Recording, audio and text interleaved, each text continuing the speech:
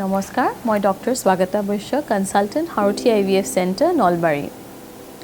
যেতিয়া মোৰ ওচৰত ইনফাৰ্টিলিটিৰ বাবে পেশেন্ট সকলে আহে সকলোৱে সোধে যে সকলো ইনফাৰ্টিলিটিৰ ট্ৰিটমেন্ট IVF হয় নেকি মই মোৰ আগৰ ভিডিঅ'ছবোৰতো কৈছো যে সকলো পেশেন্টক IVF ৰ দৰকাৰ নপৰিবও পাৰে আজি মই আপোনালোকক খুব চমুকৈ কম যে কোন সকল পেশেন্টক IVF আমি সাজেষ্ট কৰো বা কাক IVF ৰ দৰকাৰ হয় নম্বৰ 1 ফেলোপিয়ান টিউব ব্লক যদি কাৰোবাৰ দুয়োফালৰ ফেলোপিয়ান টিউব বন্ধ হৈ আছে বা ব্লক হৈ আছে বা কোনো কাৰণত ফেলোপিয়ান টিউব দুটা ড্যামেজ হৈ গৈছে বা বেয়া হৈ গৈছে তেওঁলোকক IVF ৰ দৰকাৰ হয় 2 নম্বৰ পইণ্টটো হ'ল ওভুলেশন ডিসঅৰ্ডাৰ যদি কোনো মহিলাৰ মেডিসিন দিয়াৰ পিছতো বা ইনজেকশনস হৰমোনাল ইনজেকশনস লোৱাৰ পাছতো ওভুলেশন হোৱা নাই বা কণী ৰিলিজ নহয় বিভিন্ন চিকিৎসাৰ পিছতো তেওঁলোকক IVF ৰ দৰকাৰ হয় নম্বৰ 3 এন্ডোমেট্ৰিয়াইছিছ বা বিশেষকৈ ডিপ ইনফিলট্ৰেটিং এন্ডোমেট্ৰিয়াইছিছ যিয়ে মহিলাগৰাকীৰ ডিম্বাশয় টিউবস ovaries peritoneum সকলোবোৰ জাগাতে অলৰেডি এফেক্ট কৰিছে তেওঁলোকক ডিপ ইনফিলট্ৰেটিং এন্ডোমেট্ৰিয়াইছিছ বুলি কোৱা হয় আৰু তেওঁলোকক IVF ৰ দৰকাৰ হয় নম্বৰ 4 এডিনোমাইচিছ এটা জৰায়ুৰ বেমাৰ আৰু এডিনোমাইচিছ থাকিলে বহু সংখ্যক মহিলাক IVF ৰ দৰকাৰ হয় 5 নম্বৰ কথাটো হ'ল যদি কোনো মহিলাৰ আগতে অপাৰেশন হৈছে বা বন্ধাকৰণ অপাৰেশন যাক আমি টিউবেক্টমি বুলি কওঁ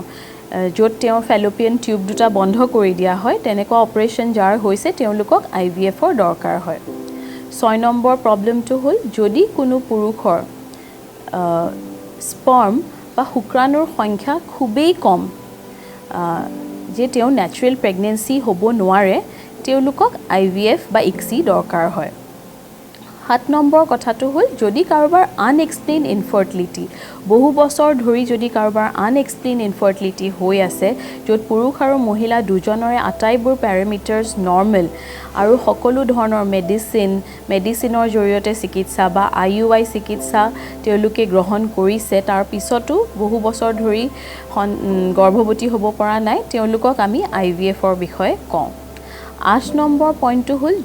যদি কোনো দম্পতীৰ জেনেটিক ডিসঅৰ্ডাৰ আছে আৰু এনেকুৱা জেনেটিক ডিসঅৰ্ডাৰ আছে যিটো তেওঁৰ নেক্সট জেনাৰেশন বা সন্তানলৈ ট্ৰান্সফাৰ হ'ব তেওঁলোকক IVF কৰা হয় য'ত আমি প্ৰি ইমপ্লান্টেশন জেনেটিক ডায়াগনচিছ কৰি বা PGT কৰি আগতে সেই বেমাৰটো ধৰিব পাৰো আৰু সুস্থ এমব্ৰায়জবোৰহে ট্ৰান্সফাৰ কৰা হয় তেওঁলোককো IVF ৰ সাজেশন দিয়া হয় আৰু 9 নম্বৰ প্ৰবলেমটো হ'ল যদি কোনো মহিলা তেওঁৰ যদি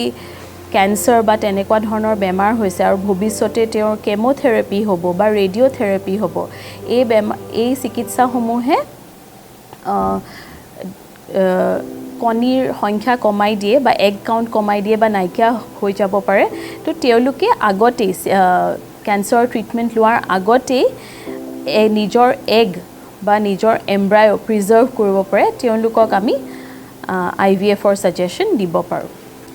গতিকে আজি মই আপোনালোকক খুব চমুকৈ কোন সকল পেশেন্টক IVF ৰ দৰকাৰ হ'ব পাৰে সেই বিষয়ে ক'লো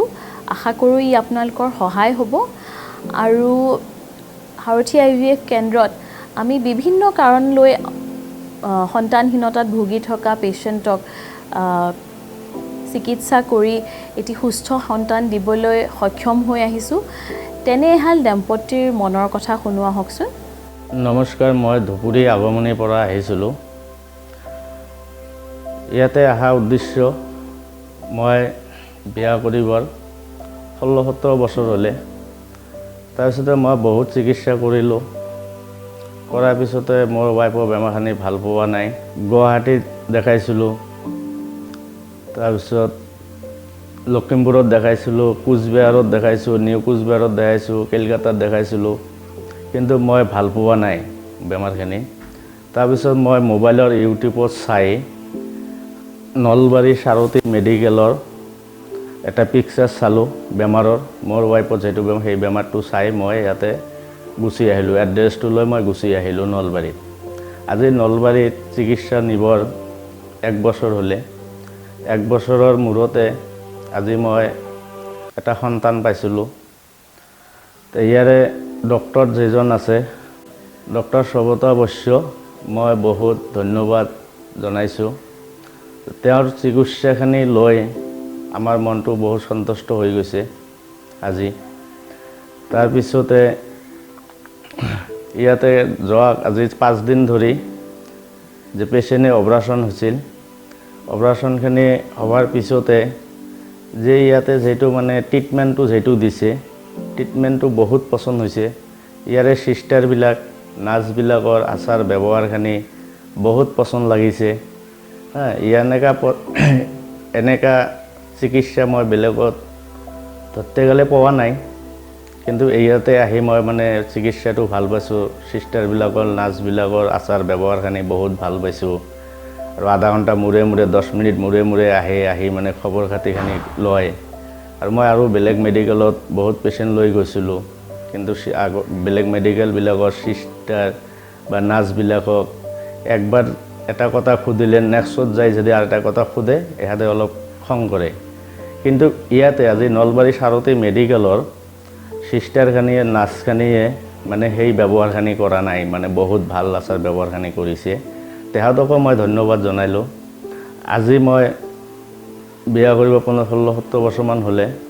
ইয়াৰ পিছতে মই নলবাৰী সাৰথী মেডিকেলত আহি ডক্টৰ সবতা বৈশ্যৰ